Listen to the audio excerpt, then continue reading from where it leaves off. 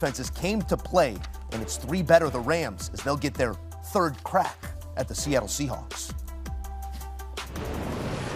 Back in studio, Joe Musso, Bryant McFadden, Jonathan Jones, and guys, it feels like these are the ways that Bears games have gone all season. They have found ways to be on the right side of this one.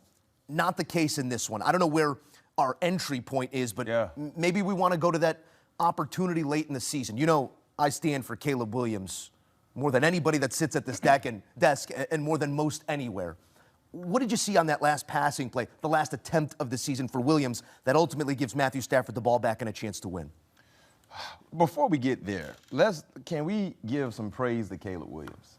No doubt. I mean, I was going to go there. I just didn't want to go. I don't want to get like the full Homer tag put on my back here. I can tell you this much: watching the majority of the playoff games, if you didn't have a dog in the race and you just enjoy watching high-level football, you got to eat some garlic or take your blood pressure pills because the emotional roller coaster that we all enjoyed together has been phenomenal, and it has lived up to the billing. And you talk about Caleb. I know they lost this ball game. I know it's a difficult emotional loss for any Chicago Bears that have watched them the entire season. But you got a quarterback. Yeah. You got a quarterback who is unbelievable. He has a dauntless mentality. He attacks every situation like they're makeable. He's like the Steph Curry at the quarterback position. You know, with Steph Curry, there's no bad shot because of the long range and the accuracy. There's no bad passing attempt for Caleb because he can make any throw. Said it after the Cleveland game. That you can imagine, right? So for him to be able to be battle-tested in this game and that 4th down play was unbelievable that led to the overtime victory.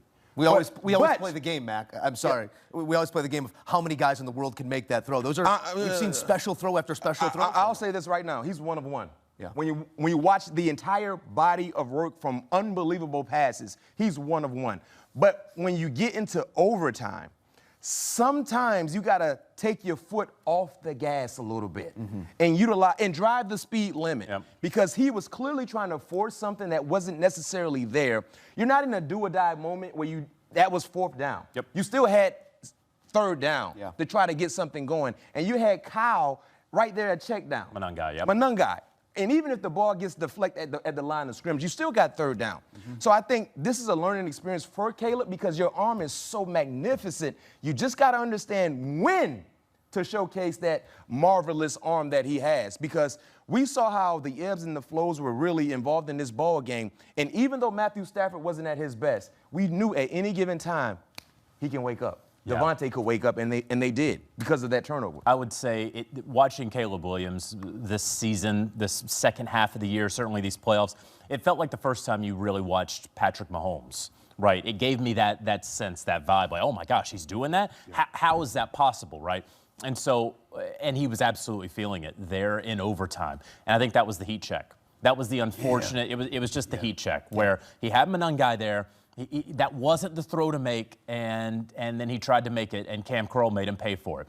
But before that, and even when he let the ball go, you still believe, oh, man, that's going to wind up in doing a good thing because of how things had gone. And surely he felt that within him. It was a mistake of a throw, unfortunately. Not one, though, ultimately, that cost his team the game. Let's be clear about that. But it was a big mistake. Just to offer clarity as someone who has watched this franchise with a loving heart for the entirety of my life, never felt this way about a team, never felt this way about a quarterback. It's been a heck of a ride of a season, but this moment does belong to the Los Angeles Rams, who were heavy pass to run early in this game, maybe got back to the run down the stretch a little bit more. What did you make of the game plan and subsequently the way that this Chicago defense was also able to limit them throughout the 60 minutes plus? So what I saw from the LA Rams and from Sean McVay was a game plan where they were going to put the football in the MVP's hands and say, we're not going to lose because we didn't have Matthew Stafford throwing the football around the yard. And yeah, he was below 50% on the day. But the thing about the LA Rams is they played good, clean football. Okay? They went 5 of 16 on 3rd down. They decided, B-Mac, that punts were okay. That punts were good plays. Okay? They go out there, they got outrushed, they got outpassed, they had 1 penalty for 5 yards. They had 0 turnovers. Okay, so they were solid exactly where they needed to be. And that was the difference, ultimately. You look at this, and the Chicago Bears had 3 turnovers. The Rams got 10 points off those turnovers. Gotta believe it. The Chicago Bears were really, really good on 3rd down, but when it came down to 4th down, the Rams got the stops that they needed outside of 1. Yep. And so on the big plays that matter, and B-Mac, you know this, in games like this where it is great on great, not just good on good, but great on great, it's coming down to 3 to 5 plays. That is all that it's coming down to. And so there wasn't that. We're not going to sit here and give you some analysis about how, oh, here's how the Rams ultimately won this game. In those 3 to 5 plays, they were the better team, and that's how they won. And I have some data to back JJ's outstanding point with them starting the game with the football in Matthew Stafford's hands. Look at the first quarter, the first half. They only had 7 rushing attempts in the first half, right? Kyrie Williams, in the first 3 quarters, he had 7 attempts for 34 yards. But guess what he finished with? 21 attempts for 87 yards, 2 touchdowns. They got Kyrie going. And I understand you wanted to showcase, and the game plan might have been a telling sign that we can exploit some matchups in our favor in the passing game, but it's okay to make adjustments. And that's what Sean McVay did. Because it's unexplainable to have your star running back, who I believe is a every down back in Kyrie Williams, with only 7 rushing attempts for 34 yards in the first half. He averaged 4.9 yards a carry, so when he was touching the football, he was generating production. But you just took the football away from him, but then something clicked for Sean McVay and say, you know what? I'm being too cute. Because when he is running, guess what opens for their offense? The play action, the zone play action, everything that they do within the eye candy section of their playbook is now available. And then you got Matthew Stafford going. Guess Matthew Stafford had 155 yards in 3 quarters of play, averaged 5.2 yards per throw. He finished with 258. 6.1 yards per throw. So clearly the running game led by Kyron not only opened up the entire offense, but it made your quarterback perform better to the level that they were able to be victorious. Step 14 play 91-yard drive that gives the Los Angeles Rams the 17-10 lead, spanned the beginning of the 4th quarter to the 8-minute and 50-second mark. Chicago responds with their own drive in which they get stopped. This has been the story of Chicago's season, is in the biggest moments, they just find a way, and they come up a play or 2 short in this one, Mac. But I want to take you specifically to the defensive performances on both sides. We came into this one saying we're worried about both secondaries, ability to cover these receiving groups, and both stepped up to the task. Both of these quarterbacks had to sort out some muddy looks. What did you see from the defensive effort from both L.A. and Chicago that made this game as close and as low scoring as it was? Both defenses were flying around. I look at Chicago defensively. Dennis Allen had a really, really good game plan in how to attack Matthew Stafford. And knowing that Matthew Stafford is a true pocket quarterback, and if we can generate perimeter pressure, we have an opportunity to rattle Matthew Stafford. And they did.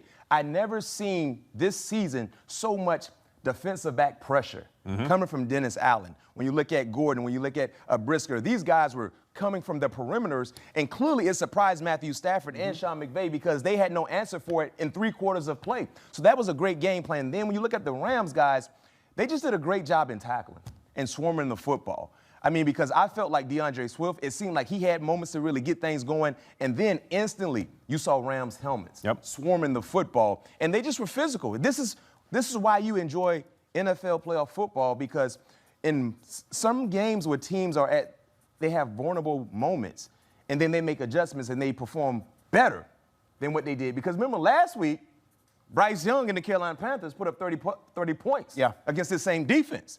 And we felt like, well, this could be an opportunity for the Iceman to exploit the same matchups that Bryce Young did. Well, the adjustments, because like you said, it's great on great in playoff football. So kudos to both defensive coaches, because they did a great job in improving in elements where we saw some potential mishaps. Yeah, 2 things. I think to your point about the DBs for the Chicago Bears, Jaquan Brisker had a hell of a game. Yes, number he did. 1. And then number 2, we've seen C.J. Gardner-Johnson get exposed a couple of times this season, and he made some plays on the football and did not wind up getting necessarily exposed tonight. So shout out to those guys for that. When you look at the Los Angeles Rams, what I saw was Caleb Williams not really wanting to run too much. Yeah. And I they was were calling for that. Right, you were. Yeah. And he didn't, whether Ben Johnson wasn't calling for it or whether Caleb Williams felt that it wasn't right for him to do, we didn't see him really get outside of the pocket and decide to turn up really until the fourth quarter of the game. Yeah. And that's when good things started happening. I'm glad you bring up Ben Johnson because, B-Mac, I know you had some thoughts throughout this game, the 4th-and-1 philosophy. We had an interception, a touchdown, a turnover on downs, and a turnover on downs at the 2, and then a conversion in overtime. Not just the 4th-and-1, but the play calling on 3rd and short. This is the maiden voyage on the USS Johnson, if you will, for Bears fans who feel like they have that head coach and that quarterback. But what did you make of him in the biggest moments tonight? Man, I've become a fan of Ben Johnson and the way how he galvanizes a locker room and get guys together. There's belief in there. Now, one thing I have said the entire season as we got prepared for the playoffs, and just my personal experience, you know, as a former player that have been in these moments and now as a fan watching from afar, you cannot coach playoff football like you do regular season football because there is no tomorrow if it doesn't work out, right?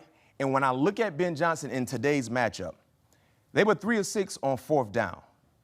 In the first half, the Rams had 2 4th-down stops and makeable point opportunities for the Chicago Bears. And what I mean when I say that, worst case scenario, you're in a makeable field goal range. You like to take the 3. You take the 3. And I understand, I hear fans say, well, no, we got to be aggressive. We got to be aggressive. And you were aggressive the entire season, which no question he has. Yep. But you have to coach the game differently now because if you don't get these points, you don't know if you can come from that mishap. What have we seen throughout the entire playoff season thus far? 1-possession games for the most part. Yep. 1-possession games. Now, we've seen a few games get out of reach. San Francisco and Seattle, Houston and Pittsburgh, but for the most part, it's been 1-possession-like games. So you have to understand it and anticipate that. Because look at it like this. If he decided to go for 3 points in one of those occasions, Different game flow. I don't like doing the back end math. I get what you're saying. But you got to take points. I don't disagree with that. You have to take points. You can't just do the math after the game. Yeah, you can't. But that's. We watched the game together. I'm agreeing with what you're saying. We watched the game together, and I holler all the time. It's playoff football, and I ain't just talking because I've been in these moments. Yeah, you know what 3 is worth. It's worth like 7. Okay, so B-Mac, there are going to be people who are watching this. And this new age and this analytics, and look, he went for it on 4th down, and one of them was a touchdown. And you'd rather have 6 than 3, and obviously he's trying to get 6 instead of 3. And folks are going to say, yeah, but you played for the old Steelers, and that's the old way of thinking. You want to try to score as many points as possible. There are people who say, do what got you there. Keep going for it on 4th down. If that's what you did in the regular season, why is your way, this old school way, this more conservative way, the way to go? I can tell you this much, and I'll say this. I don't know if you guys play blackjack. I don't believe in hitting on, some people believe in hitting 12s and 13s and things like that. And sometimes you might hit 12 and get 21. But the more you hit 12, eventually you're going to crash out. Right? He too likes to live dangerously. I'm just saying, you don't hit 12. You don't hit, and sometimes people, the rule book says to not always hit 12. And you hit 12, you hit 12. Eventually, that hitting on 12 will cause you to lose more so than win. And all I'm saying is this, guys, at some point in time, you got to make adjustments. Change it up a little bit. Yeah. That's all I'm saying.